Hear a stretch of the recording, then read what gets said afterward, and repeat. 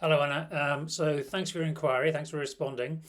So this is USP Data, and it's basically a tool for finding companies amongst the 5 million or so, 5.5 million or so live companies using combinations of financial, geographic, keyword, sector, and shareholder profile criteria to get to a target group. So the idea is you build up your criteria into a combination here. It reduces the data down, and you can then export that. You can either create a report out of it, you can put it into the CRM to manage contacts with it, or you can export it into this form of a spreadsheet for the address data or the key shareholders or any financial details. I'll give you an example with the parameters you've set. So fairly rough parameters, but let's just say that out of the 1,000 research reports, one that was interesting to you was aerospace equipment manufacturers. And so you basically select it and you move it across. So there's about 2,500 companies on the database that are aerospace equipment manufacturers in the research report. You could have chosen any of the SIC codes, you could have chosen any of the super sectors.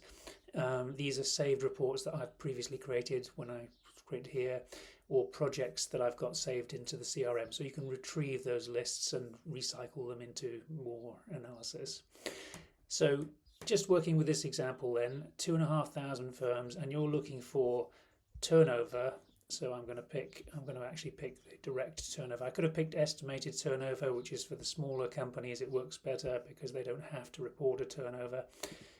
Or in this case, because you've got quite large criteria, it's likely to pick up anybody who's anybody anyway. So turnover between 10 million and 50 million, we'll move that across.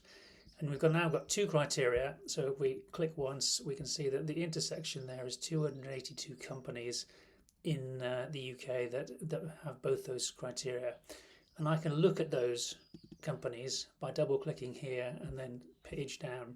And this view is set by selecting a template. Now I can use the standard template, which is the sort of overview of it, or I can define my own template by picking whatever I choose from this list here.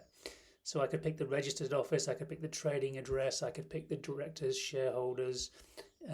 This is the key shareholder address, and this allows me to write to the shareholders at their home addresses and so on. And then I can pick any combination of the financial criteria. And I save that as a template, and then that determines the view. So for example, this is one where it's picked the main shareholder's home address. So these are the shareholders and their address details and so on.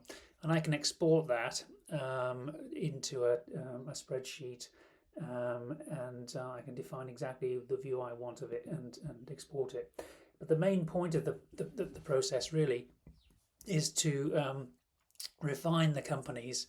So I could pick, for example, just the ones in, I don't know, in Scotland by picking here, and then it cross references and then gives me well, I'll just do it.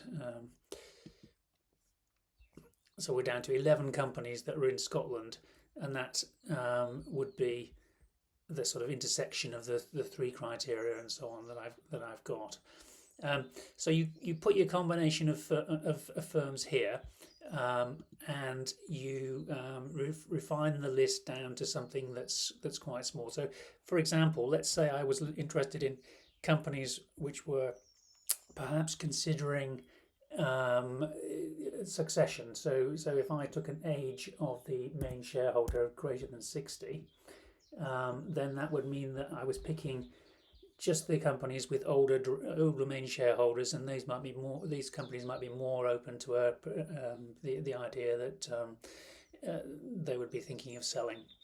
Whatever your criteria is, or are, your combinations can be determined here.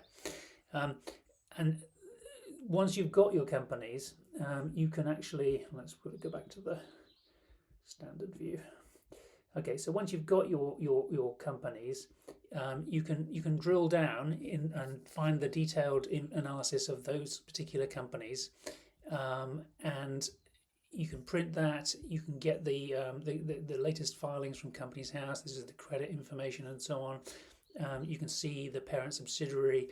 You can see the individuals. So this chap here, for example, David Butcher, age 77. He's a director of 4 companies. If I click on his name, those are the 4 companies he's a director of.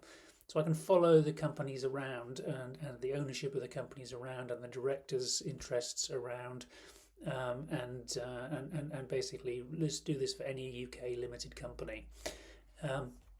That should give you an idea of the way the system works. There's an awful lot more on the sample reports, and there's a series of videos that show you various things you can do directly with the service. I will put a link in the email to the samples.